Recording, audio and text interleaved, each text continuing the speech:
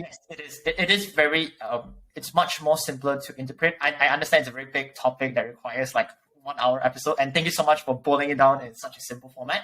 I think that's something interesting that I'd like to lead on from that is Okay. so.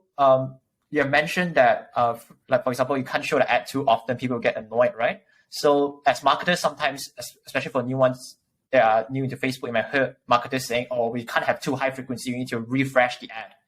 So my question is, how much can a single ad actually can sustain before it refreshes? And from there, how often should we refresh a copy on the ad itself? Well, I'll start off. I've run ads for years. Right. I've got plenty of ads that have spent a couple $100,000 on one ad. I've got ads that have spent. I got one ad, and I think I put up a video of it a while ago, and it's like blowing up on YouTube right now. I'm getting like a bunch of YouTube short videos, but it's like, here's an ad that spent 1.8 million. Ooh, that's a lot. Wouldn't it? Yeah, it's a lot. What's that? Wouldn't the frequency be sky high then? Very expensive. No, because I'm targeting women in America. What if the frequency's 2? What if it's 3 over 6 months? What you're telling me is every 2 months, somebody's going to see this ad once. Do you think they even remember? What ads did you see today? I'll bet you if I really tried to push it, you'd remember 5% of the ads that you saw today. Yeah, most probably. I'll be sick of it. Maybe you saw 20, you might remember 1. Yeah. And it's probably because you saw that ad before already. So my point is, I don't care. That's the real answer. I don't care about frequency. Like, if in Facebook's infinite wisdom inside their algorithm says, hey, this person on average should see this ad more often, and it makes me money, great. My job isn't, I will say this, the concept of ad fatigue is nonsense. Oh, really? But it comes from the same place as ABO. It comes from the same place as cost cap bidding. It comes from the same place as frequency caps. Yeah, it comes from all of this, which is Google. The thing is, and we're still dealing with it. When Facebook first started out 10 years ago, remember, I got into that room because everybody else was somebody that was good at Google. Nobody wanted to deal with Facebook. Yeah, it's a new kid. Facebook made interest groups to try to copy Google. Yeah. Like, I was somebody that was in the business for like a year. And I was managing teams that have been working for like 5 years because I was like, well, I can run Facebook, and nobody knew how to do it. And it was literally just because I put my credit card in 6 months beforehand, right? So I was immediately the most qualified person in the room, which is professional. It was just, yeah. It was good timing. Like, whatever. Yeah. I went to like an office. I was wearing like band t-shirts and like cowboy boots and like ripped up jeans, and everybody else had like dresses and sweater. You know, they all look professional. Like, I was a mess. When I go to the offices now, I still do the exact same thing. I walk around barefoot. I don't give a shit. Anyway, my point is, the way that we think about this, most of the really successful marketers over the last 20 years are email and search people, because those platforms have been around for longer. Yeah. And even when Facebook first came out, all the best thinkers were Google and email people, search and email people. And Facebook was built to attract those individuals. And only in 2017, 2018 did Facebook make a real fundamental shift to be different than treating it like everything else. So a lot of people got into Facebook in 2018, 2019, 2020. Yeah, I got in 2019. There you go. Most of the really popular people, most of the best thinkers were folks that got in before that shift, when you did think about it like Google.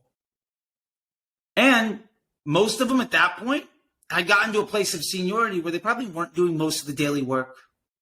And they probably had clients who were so good, they didn't have to do good work. Like, I ran Activision. I made like, not the business again, the ad account. I keep like, what it's worth.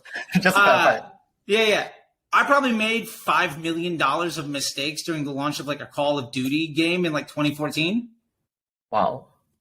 Still the number one game on the market. Yeah. Right? I've probably made $20 million of mistakes with Nissan. They're still in business. A lot of ad agencies and a lot of big thinkers work with brands that they don't necessarily have to do that good of a job. And the brands are so complex that they can't even tell if the person's doing any good work.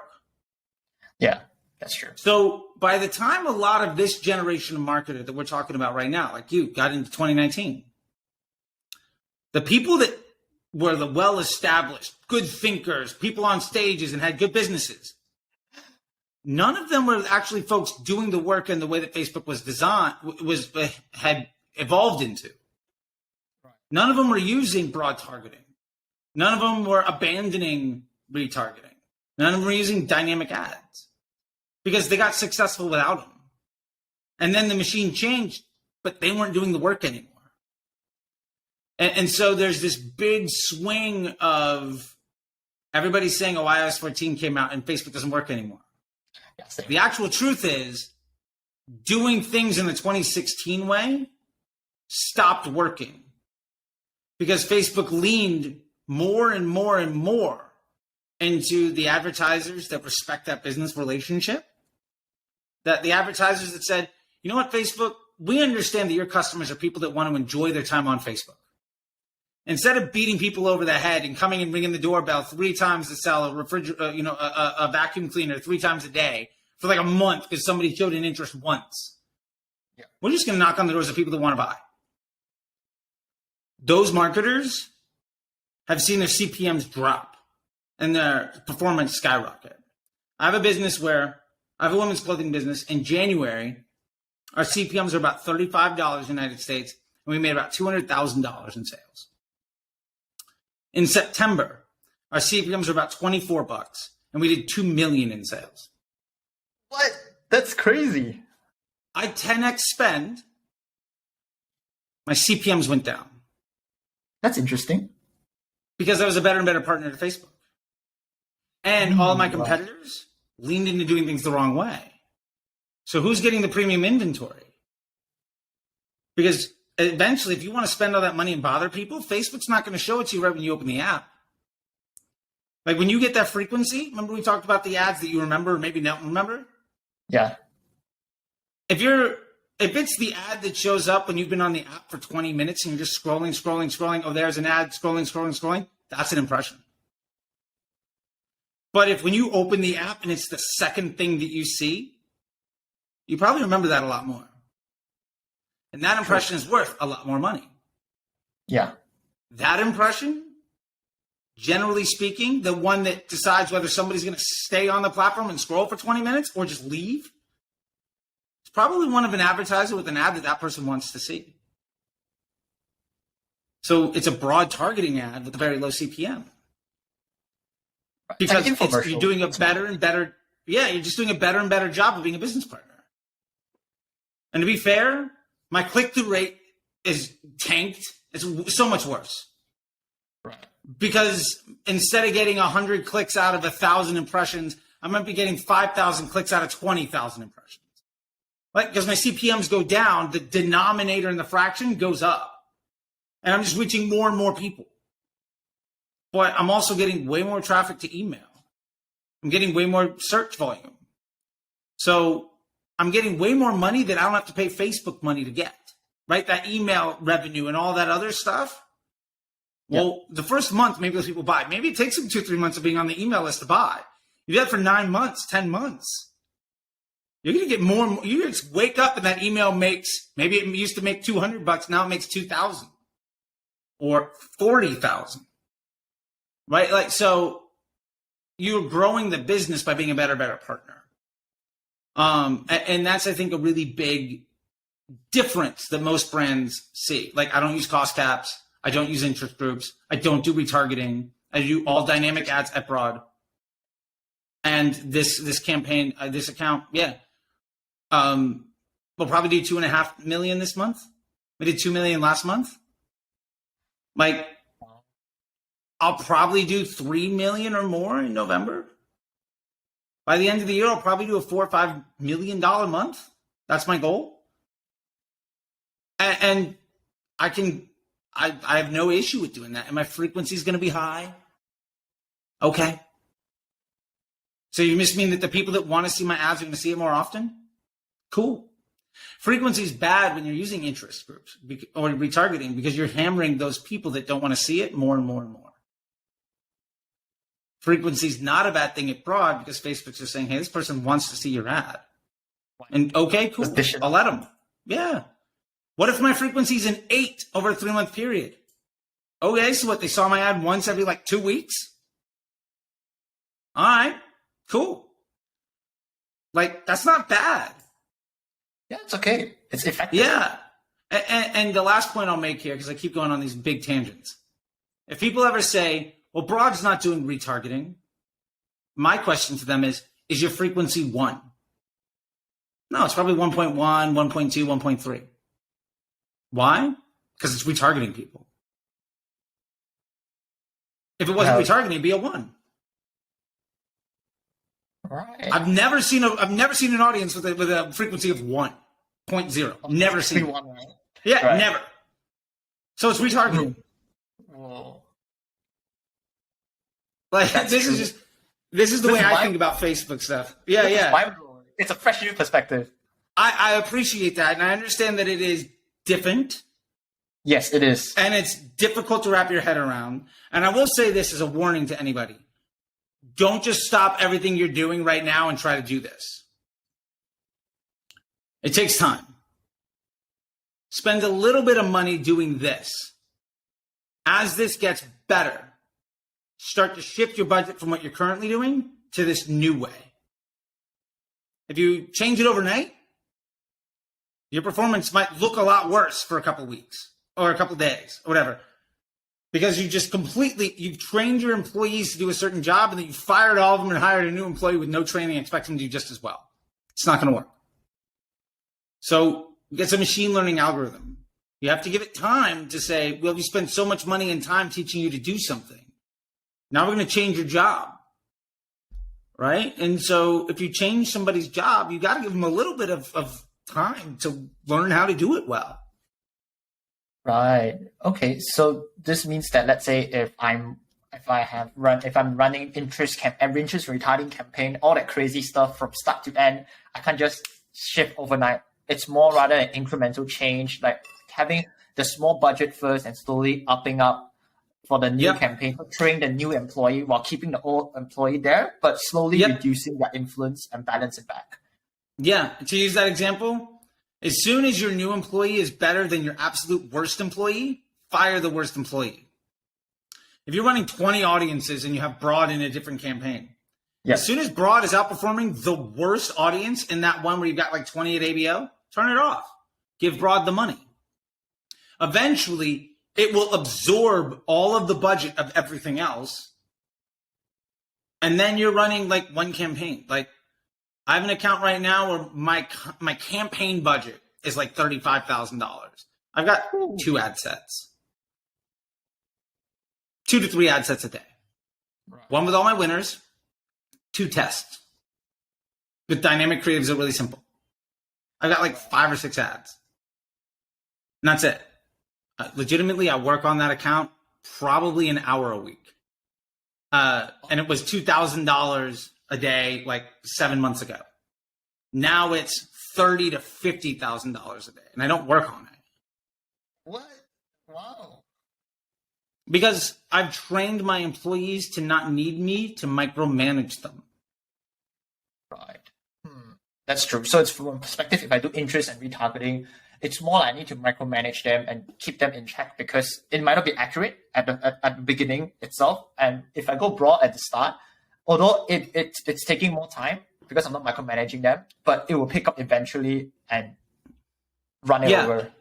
So don't change everything. Take a little 5-10% of your pool, put it over into the new thing, and you're investing in the future. Right. Because in 2-3 months, you might only ever need that one thing, and you're able to manage that entire ad account in an hour or 2 a week. Ooh. And you can spend the rest of your time managing the rest of the business, which is how you actually make money.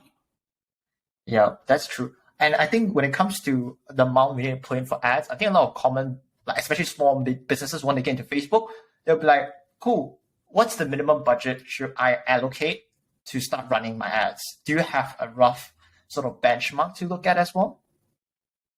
Yeah, I think, if you had asked me this 2-3 years ago, Yeah.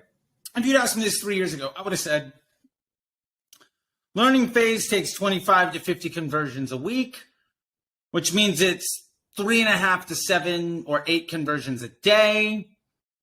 Let's say it's 8 and my average cost for conversion is $30. That means I need to be spending at least $240 a day to make it work. Now that is unrealistic for most people. Yeah. Yeah. I now have changed that opinion. Maybe 2-3 years ago. Like I said, if you'd asked me 3 years ago, that would have been my response. I have the math all planned out. Like I can do it in the back of my head. Yeah, totally makes sense. I will now say this. Two sides. One, I don't think there's a minimum budget. You can get started at, I got students in my MBA, Facebook Ads MBA program that started like $50 a day. And are now doing hundreds a day. Totally. At broad. Like they just started there. What I will say, the other side of this is making ads work is an investment in your business. Just like if you were to make up a retail location, you'd have to go sign a lease on a store, right? To like set up and whatever else. You have a sunk cost. You're probably not going to make money that first month. You might not make money for the first 6 months. But a year or two down the line, like you might be doing really well. The point is, understand how much money you can invest in the development of your business before starting to run ads. Because if you're like, well, I can spend $50 a day for a couple of weeks, and if it works, great. And if it doesn't work, I'm going to do something else. Don't start. Use that money on organic content. Use that money on, better videos. Use that money on a better website.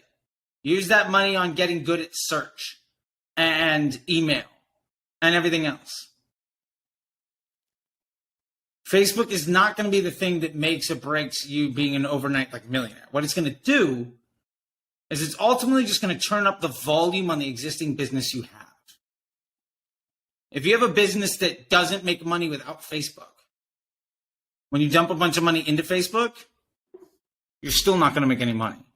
You're just going to lose it faster. If you have a business that makes money, when you put money into Facebook, in a certain amount of time, you're going to start making money faster. But it's a business amplification tool. So if you're good, it's going to make you really good. If you're bad, you're going to lose money even faster. But you have to have all the other stuff in together. Like, I wouldn't do Facebook ads first. Like, get your organic marketing down. Get your DMs together. Get your email flow together. Make sure your landing page is good. Set up some search. Do all those other things when we're talking about email, like you might make 100 to 1. Search might make 10 to 1. Great. Make enough money there that you can now invest that money into Facebook to turn up the rest of the business. Maybe with doing all of that stuff, you're starting to earn an extra $100 a day. Let's say it's that for the purpose of this conversation. Maybe you put $50 a day into Facebook and you put 50 in your pocket, knowing that in a month, a week, 6 months, whatever it is, that $50 a day on Facebook might be 1,000. Probably a week's a bit aggressive to go from 50 to 1,000. Let's take that off the table. That's not a realistic goal. But the point is, use the revenue that you have to invest in other solutions to amplify what you're doing. Otherwise, it doesn't really matter. Like, you don't buy a Ferrari to go grocery shopping, right? That's just a waste of money. So my point is just, it's something along those lines. And I think if you start to run a good business, you're going to be making more money. At the end of the day, if your business is bad, putting money into Facebook ads is just going to tell everybody how bad your business is. And you're going to fail faster. And maybe that's a good thing. Maybe it's a good thing for you to fail faster so that you learn your lessons and you start the next idea. Because it's probably one idea out of 5, one idea out of 10 that's actually successful. And if your first idea isn't good, I hope that you fail hard and fast and learn from it. Because, yeah, it's probably going to be your third or fourth one that's going to really be the big home run for you. Right. And that's an unfortunate truth, but like that's the truth of it. Hard one. It's a hard pill to swallow, but I think it's very necessary for brand business owners out there that are listening, or even just new marketers, before they're considering to go into Facebook. Like, these fundamentals is needed for you to kickstart before you go on and dive into the nitty-gritty part.